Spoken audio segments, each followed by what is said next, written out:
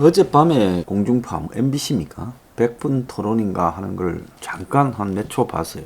보니까 딱 이 각이 잡히는데 차기 대선에 대해서 여야 대선 주자들의 합계를 보니까 여당의 대선 주자들의 지지율 합계가 야당보다 10몇 프로 앞서고 국민들이 이제 야당이 돼야 된다, 여당이 돼야 된다는 불과 1점 몇 프로 앞선 수준으로 되어 있어요. 그게 진짜로 맞다 하면 대선은 여당이 칼자루를 잡고 있고 또 앞으로 점점 더 심한 조작과 공작과 선동을 할 걸로 봐서는 이기기 어렵다고 봐야 되죠. 야당이요. 그런데 저는 그렇게 생각을 하지 않는 부분이 있습니다. 왜 그렇게 생각하지 않냐? 제가 평소에 그 야권에 대해서 신랄한 비판을 하는 것은요, 야권이 미워서 죽으라고 그런 비판을 하는 게 아닙니다. 국민의힘당을 보고 똥당이라고 비판하는 것도 그냥 그거에 미워서 꼭 그러는 건 아닙니다. 그런데 현재 대한민국의 보수 야권이라는 것이 워낙 솔직히 엉망진창으로 무너져 있고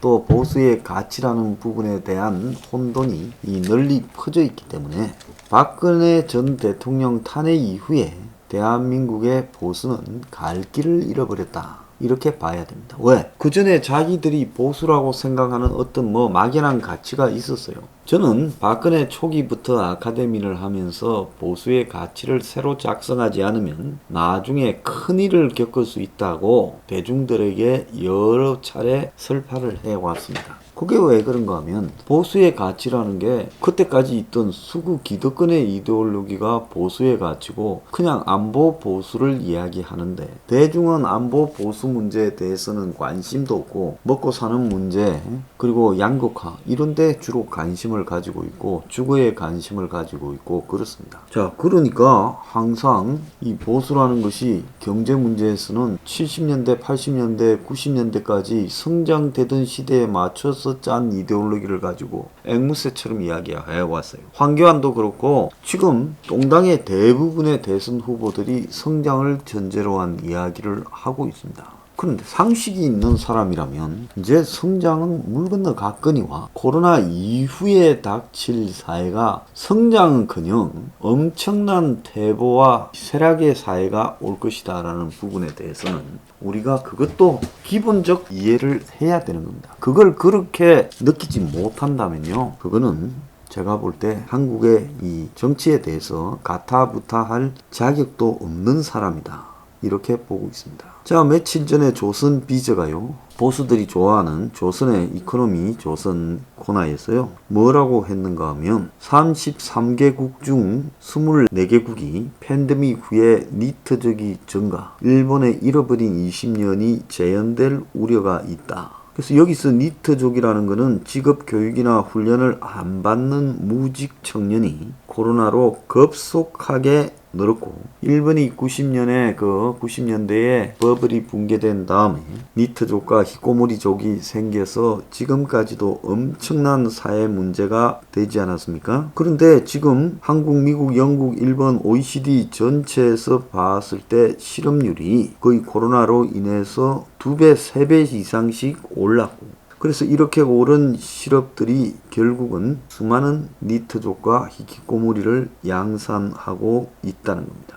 자, 지금 구인난이다, 미국에서 임금이 몇 배가 올랐다라는 것은 일부 업종에 국한되고 일시적인 미스매치에서 나오는 겁니다. 실업급여를 주는데 굳이 일을 안 하려고 하는 현상들이 겹쳐서 그런 거고요. 자, 니트족이 EU 국가 전체에서 굉장히 늘어나고 있고 미국도 젊은 사람들 20%가 니트족이다. 그래서 코로나 팬데믹의 지원문이 거의 좁혀져 버렸고 이 니트족 문제가 중국을 포함해 한국까지 전 세계에 커다란 문제가 되고 있다는 겁니다. 그래서 이 코로나가 지나가고 나면 그 자리에 무엇이 남을 건가라고 이렇게 많이 예측을 하는데, 저는 제가 가진 모든 지식과 상식과 경험으로 봤을 때는 코로나가 지나간 자리에는 금융위기의 폭탄이 닥칠 것이다. 떨어질 거다. 그리고 그 폭탄이 떨어지고 난 자리에는 한동안 경제적 상흔이 남긴 후유증이 오랫동안 지배할 거고 저성장 그리고 장기 불황 그리고 실업난이 보편화될 거다 이렇게 보고 있습니다. 이런 사회가 지금 다가오고 있어요. 미국이 뭐 인플레이션이 걱정이다라면서 물가가 올라간다고 엄살을 떤 지가 엊그제인데 지금 당장 7월 달부터 미국의 인플레이션 현상은 둔화되고 오히려 스태그플레이션이 걱정이 된다라는 제가 하던 이야기들이 강력하게 제기되고 있습니다. 나중에 4부에서 이 이야기는 별도로 하겠습니다. 그래서 그런 걸 갖다가 감안을 할 때 지금 나타나고 있는 코로나 이후의 세상이 지금 매우 심각한데, 자, 코로나가 이제 작년에 처음 겪었고 올해 두 번째 겪고 있습니다. 그런데 작년 말 올 초부터 세계는 이 코로나의 희망을 백신으로 걸었습니다. 그래서 백신으로 사망자가 줄어들고 확진자가 줄어들고 어쩌고 했는데 확진자는 작년 같은 타임에 비해서 2배 이상 늘어났어요. 작년에 보다요. 그러면 사망자가 줄은 거 아니냐고 하는데 작년에 이맘때보다 사망자가 지금 훨씬 많습니다. 그래서 무엇을 객관적으로 비교해서 사망자가 줄고 있고 위중증 환자로 이렇게 전이되는 비율이 줄고 있는가, 이 부분이 명확하지 않다는 것도 또 오늘 2부에서 제가 제기를 할 겁니다. 그래서 이런저런 부분을 보면 코로나 대응이 실패로 가고 있다라고 저는 개인적으로 결론을 내렸습니다. 세계가 실패로 가고 있고 거기서도 변두리에 있는 한국에서는 무슨 셀트리온의 항체 치료제 운운하다가 지금 셀트리온 항체 치료제 어디서 명함이나 내밀 수 있습니까? 그러면서 백신 확보 안 했다고 또 욕먹고, 그래서 백신을 갖다가 이제 뒤늦게서 막 확보했다지만 제대로 들어오지 않아서 접종 예약에서 욕먹고 파병 부대에서 욕먹고. 자, 그런데 문제는 백신으로 해결이 안 된다라는 게 점점 명확해지면서 세계 경제가 굉장히 지금 충격을 얻고 있어요.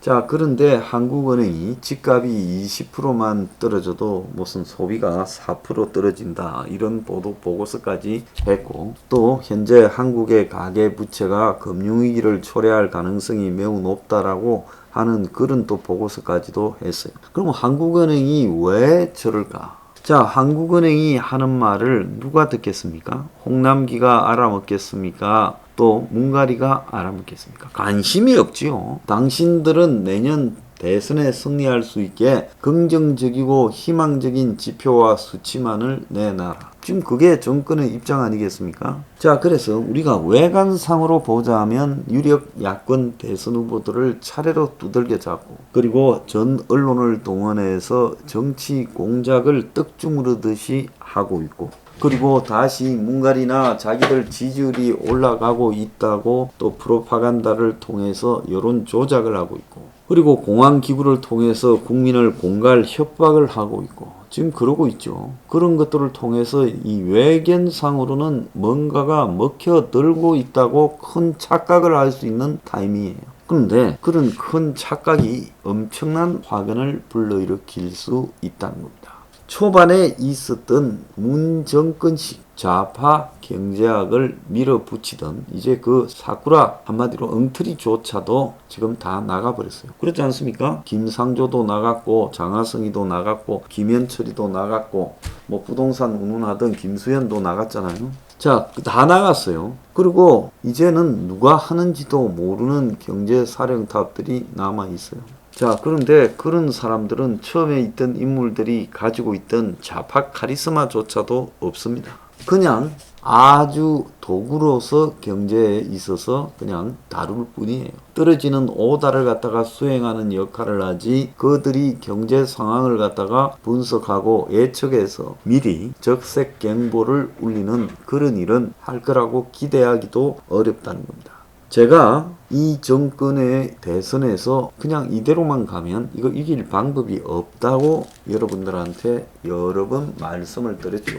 그러면 이렇게 악한 자들이 승리를 하는 것이 옳은 것이냐고 절망감에 빠졌을 때 제가 이 정권이 문제가 될 소지가 있는 게 몇 개가 있다라고 말하면서 그 중에 가장 큰 것이 지금 이 정권의 경제 문제다. 그리고 코로나 문제고, 그 다음에 정권 내부에서 뭔가 스스로 터져 나올 가능성이 있다. 이 세 가지를 언급했는데 이미 코로나는 정권이 수습이 불가능해졌어요. 그래서 최근에 보면 김윤이나 이재갑이 같은 정권의 앞잡이형 의사들이 하는 이야기를 들어보면 싱가포르식으로 가자, 즉 확진자 집계를 포기하자라는 이야기도 설하고 출구 전략을 모색해야 될 때다라고도 말을 합니다. 그래서 사망자 관리만 하자. 대선 앞두고 지금 방향을 틀지 않고 확진자 관리로 들어갔을 때는 현재와 같은 감당이 불가능해져서 코로나 실패 하나로 그냥 대선이 끝나버릴 수 있으니 확진자를 포기하자. 지금 이렇게 자기들끼리 내부 전략을 짜고 있는 것 같아요.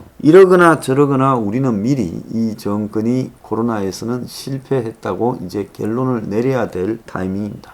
자, 그리고 경제에 있어서는 이거는 감춰지기가 어려운 부분이 있죠.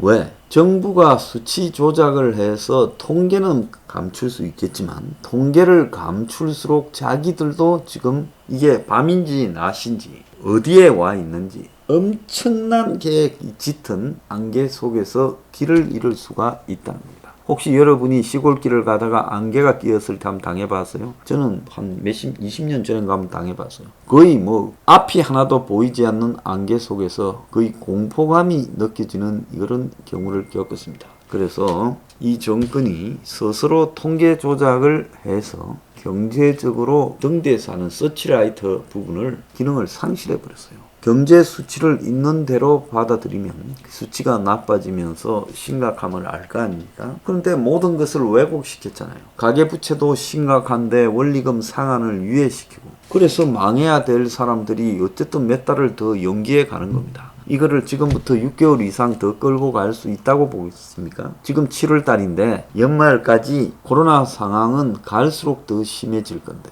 현재 이런 이 영업 제한을 연말까지 끌고 갈 수 있다고 보세요. 이거는 못 가죠. 누구도 못 버틸 거라고 보고 있습니다. 그래서 지금 코로나 발생 이후에 초반에 한 4, 5개월은 대구나 이런 데 빼고는 그렇게 심하지 않았으니까 이렇게 왔고, 이제 국민들이 실질적으로 한 1년 이상을 겪는 상황이 되고 있고, 이게 몇 달 더 가는 부분에서 그동안에 버티기 위해서 빌려댄 자영업자 부채, 가계 부채를 견디지 못할 거라고 생각이 들고, 무엇보다도 한국발이 아닌 미국발에서 경제와 관련되는 적신호들이 연달아 터져 나오면서 세계를 강타할 거라고 봅니다. 그렇게 됐을 때 결국은 아무리 날고 기는 정권의 정치 꼼수, 여론 조작, 그리고 좌파 언론 매체를 통한 폭로와 공작 이런 것들을 하더라도 경제가 무너져 버리면 그거는 실시간으로 전 국민에게 공포가 같이 가게 됩니다.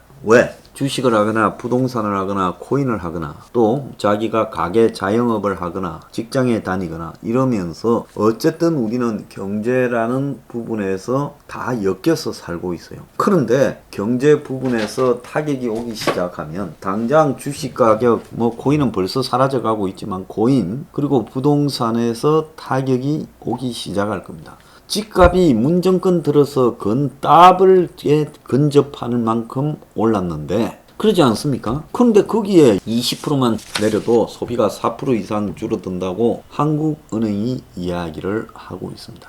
자, 지금 이 정권 들어서 제가 볼 때 최소로 한 7, 80% 최고로 더블까지 올랐어요. 자, 그런데 거기서 20% 내려가는 거는요 얼마 아닌 거죠. 그러지 않습니까? 10억짜리 아파트가 20억이 됐다가 다시 16억이 되는데, 그러면 6억을 벌은 상태지만은 20억이 됐다가 16억이 되면서 4억이 빠져나가는 부분에 대한 충격은요 10억짜리가 20억이 될 때의 재미보다 엄청 아프게 다가올 수밖에 없다는 겁니다. 그래서 여러 가지 국제적 경제 상황, 코로나의 진행과 백신의 문제, 또 더 나아가서 한국의 지금 부동산, 주식, 코인 문제, 가계 부채, 그리고 국내 경제 돌아가는 실물 경제 상황 등을 종합해 봤을 때 이 무능한 정권이 타겟민이 데리고 경제는 조작할 수 없다는 거예요. 경제가 추락할 때 이걸 뭐라고 하겠습니까? 이코노미 무슨 소프트 랜딩 작전이라고 이야기를 하겠습니까? 그 어떤 이름을 붙이더라도 경제가 추락할 때는 대중들이 느낄 공포가 그건 순식간에 전 국민한테 실시간으로 확산되기 때문에 그거에 대해서 뭐라고 방어할 방법이 없다는 거. 그리고 방어할 능력을 가진 자는 없고 그때쯤에는 홍남기 같은 자가 얼마나 허접한가도 우리가 눈으로 목격하게 될 겁니다. 아무도 안 챙기는 경제, 조작과 분칠로 버텨온 경제 이것만큼은 수습불능의 상황이 머지않아 닥친다. 내가 이래 봤자 못 막아요. 누구는 또 무슨 알려준다고 쓸데없는 걱정하는 사람 있는데 너들 내일 모레 죽는다 해도 그 죽는 길을 피할 수 없는 것이 이 정권의 수준이다. 내가 그렇게 분명히 이야기를 합니다.